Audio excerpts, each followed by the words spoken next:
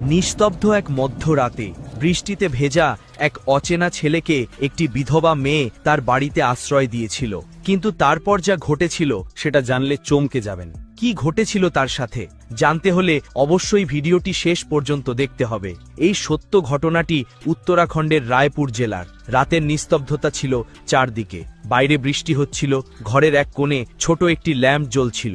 বিছানায় শুয়ে থাকা কবিতা পাশ ফিরল। হঠাৎ তার ঘুম ভেঙে গেল। সে ধীরে ধীরে উঠে জানালার দিকে এগিয়ে গেল। বাইরে উকি দিতেই তার চোখ আটকে গেল। প্রবল বৃষ্টিতে তার বাড়ির দরজার কাছে বারান্দায় এক ছেলে জবুতুবু হয়ে বসে আছে। তার পুরো শরীর ভিজে গেছে। একটা পুরনো কম্বল তার শরীরের সাথে লেপ্টে আছে। ছেলেটির চোখে কোনো ভয় ছিল না, সেখানে কেবল এক নীরবতা ছিল যা সেই শীতের রাতের সাথে লড়াই করছিল। কবিতার বুক প্রথমে ধক করে উঠল। এত রাতে এই অচেনা ব্যক্তি তার দরজায় কি করছে? কিন্তু পর মুহূর্তেই তার ভেতরের মানবতা ভয়কে জয় করে নিল। সে সাহস সঞ্চয় করে দরজা খুলল এবং ধীরে গলায় জিজ্ঞেস করল, কে তুমি? ছেলেটি মাথা নিচু করে বলল, আমার নাম আকাশ।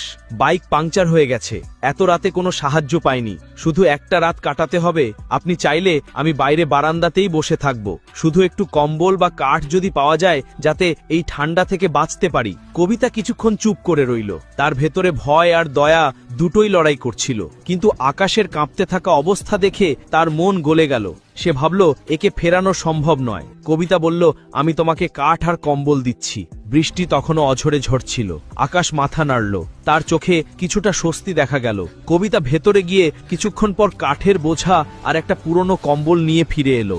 সে সবকিছু দরজার কাছে রেখে দিল এবং কোনো কথা না বলে দরজা বন্ধ করে দিল। আকাশ আগুন জ্বালালো, কিন্তু ঠান্ডা বাতাস এতটাই তীব্র ছিল যে আগুন বেশিক্ষণ টিকতে পারছিল না। তার উপর বৃষ্টিতে ভেজা কম্বল আর হাড় কাঁপানো ঠান্ডা তাকে আরো কাঁপতে বাধ্য করছিল। রাত প্রায় 12টা বেজে গেছে। তখনই আবারও বিদ্যুৎ চমকালো এবং কবিতার ঘুম কেটে গেল। হঠাৎ তার বাইরে বসে থাকা আকাশের কথা মনে পড়ল। তার মন বলতে লাগলো, এত বৃষ্টিতে সে বাইরে কিভাবে বসে আছে? কবিতা ভয় কাটিয়ে আবার সাহস করে দরজা খুলল। সামনে যে দৃশ্য ছিল তা তার হৃদয় নাড়িয়ে দিল। আকাশ একেবারে কুঁকড়ে বসে আছে, দাঁতে দাঁত বাড়ি খাচ্ছে অনবরত। বৃষ্টি আর ঠান্ডায় পুরো শরীর কাঁপছে। কবিতার চোখে জল চলে এলো। সে দেরি না করে বলল, ভেতরে এসো, নইলে অসুস্থ হয়ে পড়বে।